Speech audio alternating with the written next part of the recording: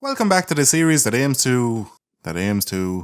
Okay, look, I don't know if this series actually aims to do anything, but I tell you what, it's fun to vent this shit. And the fact that you're watching part 5 means chances are you're a retail slave yourself, so you get me. Anyway, where was I?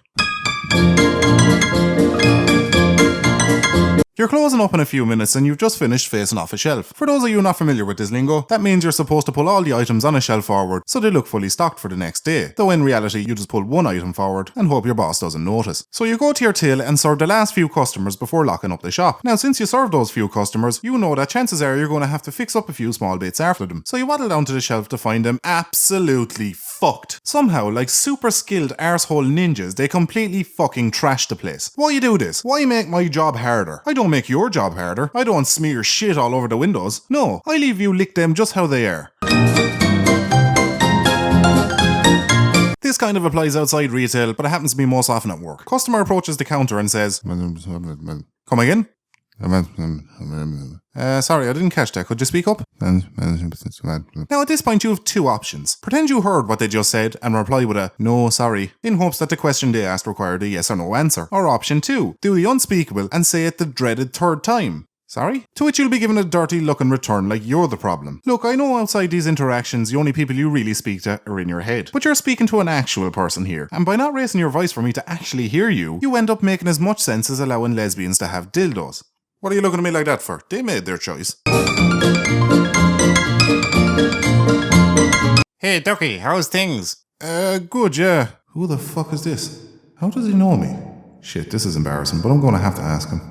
Sorry, but how do you know me? Oh, I don't, I just read the name tag. Now people, we need to talk about this. I'm wearing a name tag because I have to, not because I want to. I don't want you knowing my name. You're a stranger, a randomer, a means absolutely nothing to me person. So with that knowledge, please, for the love of shite, do not ever address a cashier by their name unless you actually know them, or it's somewhat relevant to a transaction you had. It just confuses the shit out of us, and it's just a fucking weird thing to do. All you have to do is extend us the same courtesy we extend you, and not give a fluttering fuck who you are.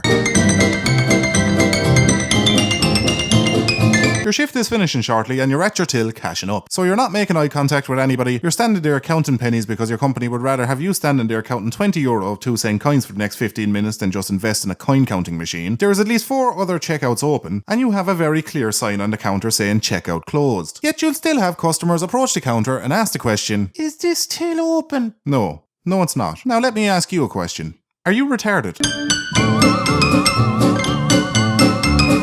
Customer walks into a fast food place. Sorry, do you sell power cables for a Sega Genesis? No, we don't. But I want you to take a second to look around to see if you can figure out why exactly it is we don't sell them. This happens so often, it actually makes me worry about the fate of humanity when so many of these cunts are knocking about. But it doesn't even stop there. They'll proceed to ask you, Do you know where I could get one? "What the fuck am I? Does this name tag say Ducky, Cunt Information Department? It's 2017. Take out your fucking phone, you caveman cunt, and ask Google like the rest of the fucking world."